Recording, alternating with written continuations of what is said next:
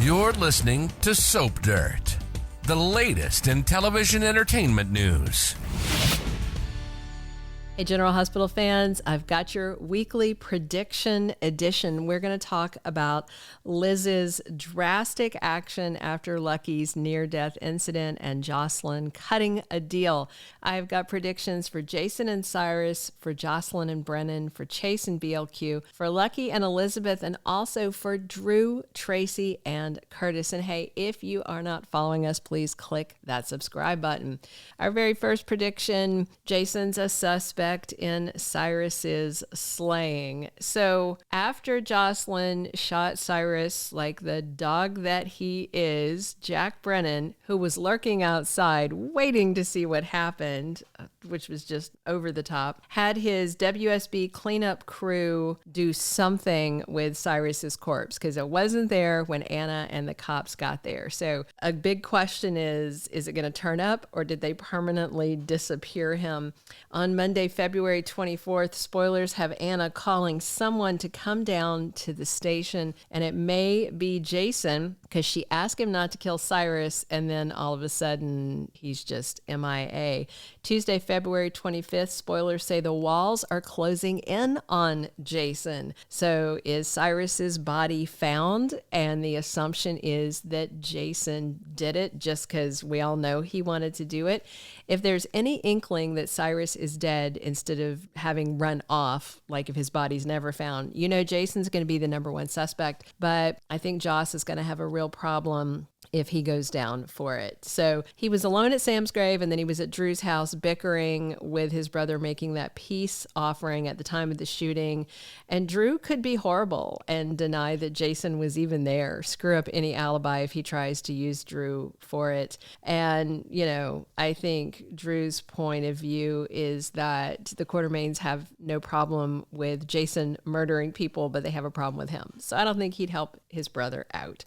Our second prediction, Joss goes ahead and takes that spy job from Jack Brennan. On Monday, February 24th, Joss is all nerves. She's off her game. Trina comes into Bobby's and she's asking her, why isn't she calling her mom? Because Carly has been blowing up Trina's phone. And that is because Jack got rid of Josslyn's phone. Remember, he gave her cash to buy a new one. He just got rid of it so they can just kind of wipe all traces and stuff. But I don't think she's going to tell Trina anything.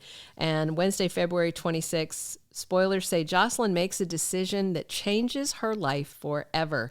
And obviously Jack helped her out, but I also think he's going to work to convince her that the things she did, tracking down Cyrus and making him pay, kind of, you know, he could tell her that's what it's like to be a WSB agent, righting wrongs, getting justice. And in a way, he might sell it to her as it would be a fitting tribute to Dex, you know, short of her getting a PCPD badge, but her doing something that shows a respect for, you know, law, order, justice, all that good stuff. And of course, she doesn't want to go down for murder. So I don't know if she's going to agree with or without coercion, but I do think she's going to agree. Our third prediction, Chase tells Brook Lynn Quartermaine, let's find your baby, which of course, obviously now grown. Last week, Chase was surprised that BLQ was surprised that he wasn't angry. He was totally not upset about the baby that she gave up as a teenager, and he wasn't upset that she kept it a secret. You know, he's of the mindset everybody has a past. Chase is such a nice guy,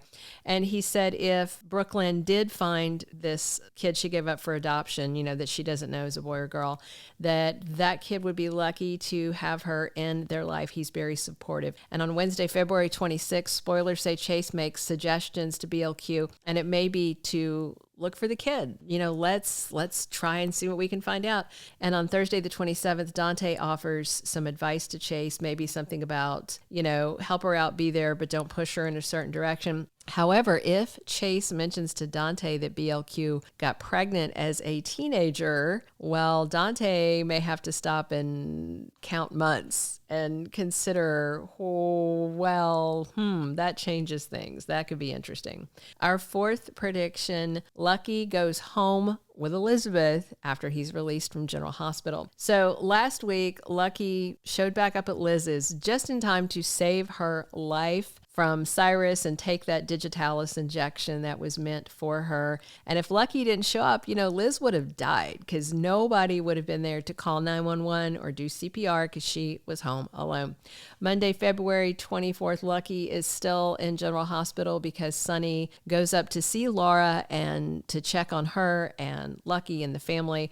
And there's no other spoilers for them for the week, but with Liz and Lucky already sharing a kiss the other day and there's sparks, they're getting closer. And then he did this totally heroic thing and saved her life. I wonder if she will invite Lucky to move in with her and Aiden while Lucky recuperates. A happy little family. And remember, Lucky wanted so much to be a hero for Lulu, but then he couldn't donate his liver, and he's been very down in the dumps about not fulfilling that part of him while he's been in Port Charles, and why he was ready to run back to Africa is he needs that rush to feel like he's saving people while he's also running from his responsibilities. But now this has happened and he got to play hero, and I think Liz is going to reward him for it. Our fifth and final prediction, Drew is under fire on all fronts, and that's going to make him crazy aggressive. So Drew bought that house. He already tried to move Willow in. He's pushing to fast track combining their lives, their families, their kids, their households. And she said she can't do it while Michael is still off recovering. But that's under pretty heavy pressure from Nina, and she may actually change her mind. Wednesday, February 26th, Carly is pleading with Willow, and that may be because Drew has convinced her, maybe to go ahead and move in, maybe to go ahead and push ahead with the divorce, which is something Carly and Nina are working to stop. And just because of this thing with him and Willow and his shady moves at Aurora, he's on the radar of a lot of people. There's many people coming at Drew, plus he just slapped away that olive branch from Jason just because he's petty and butthurt about the Qs right now. Tuesday, February 25th, Nina is at Drew's house and she's not happy with him, likely over the move-in request. So he's getting that personal attack from Nina. And then on Wednesday, February 26th, Stella surprises Curtis. Remember, he asked his auntie to set up a meeting with somebody she knows in DC, some sort of power broker that Curtis wants to use to make sure Drew does not get on any influential committees and doesn't have any power to abuse since he's already threatening people in Port Charles. So Curtis is determined to take him down politically, Nina and Carly personally. And then that same day on Wednesday, Tracy makes a move against Drew. And on Thursday, Sonny is warned, and maybe he finds out Drew is conspiring with Sidwell to try and take his pier property, and Sonny may be coming for him too. So it sounds like Drew's going to have a lot of people gunning for him. And I think instead of having him back down, he's just going to get more and more aggressive and push Willow to commit to him and just kind of throw up his middle finger at everybody in Port Charles. Everybody hates him right now. Thank you for being a loyal listener. Follow us wherever you get your podcast, because you don't want to miss the next episode. Soap Dirt is on all the major podcast platforms, including Apple Podcast, Spotify, iHeartRadio, and more.